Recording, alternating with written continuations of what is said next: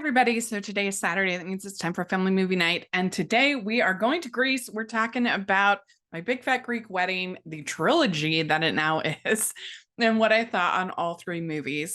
And the first movie is honestly one of my favorite comedies of all time. It's not only a romantic comedy, but it's a romantic comedy that doesn't forget about the comedy.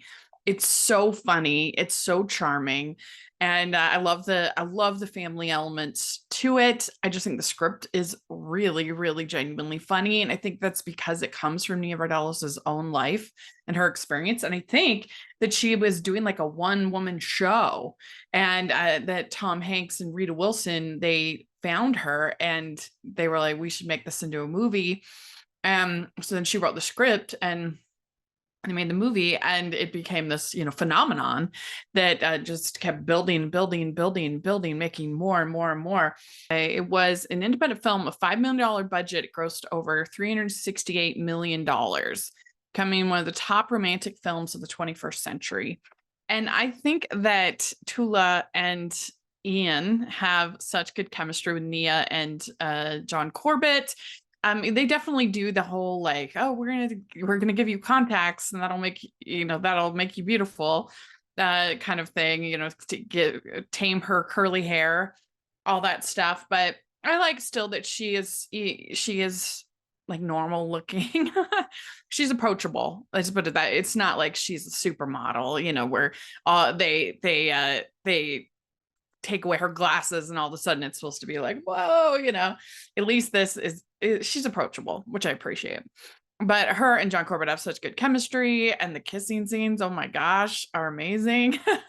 And I like also the fact that their focus is on getting married and their love for each other. It's all of the craziness around them, but they're pretty much like game for anything. She'll wear the crazy dress, they'll do the invitations, he'll get baptized for her family. Like, they love each other, and that is the focus. And a lot of times in wedding movies, the reason why they're not my favorite is that we spend a lot of time on stuff that does not matter at all.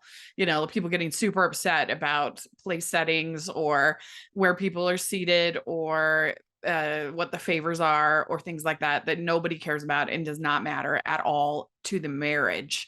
And so they're just, it makes them incredibly likable as a couple.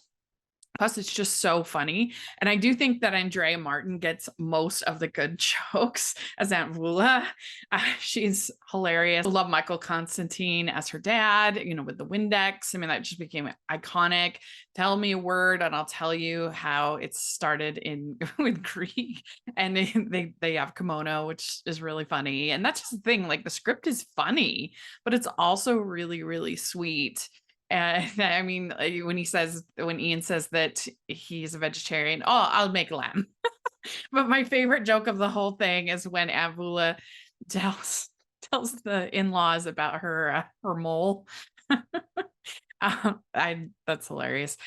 So I love this movie. I think it's so funny. It's so charming. It's just one of the great rom-coms, one of the great comedies. And so if for some reason you haven't seen it, you should definitely watch it. It's great.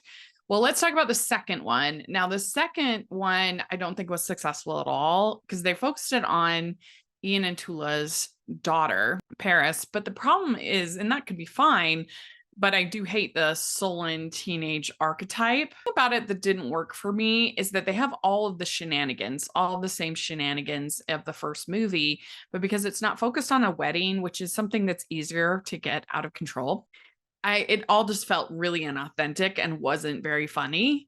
For instance, the entire family shows up for Paris's career day. And that's really not that funny. Nobody shows up for career day aside from maybe parents, if that, even that. So it's not funny because it doesn't, like, what's funny is when something that's approachable or normal or everyday is taken to like a kind of a ridiculous stretch. What's funny is when something everyday normal is taken to an extreme. That's what makes you laugh.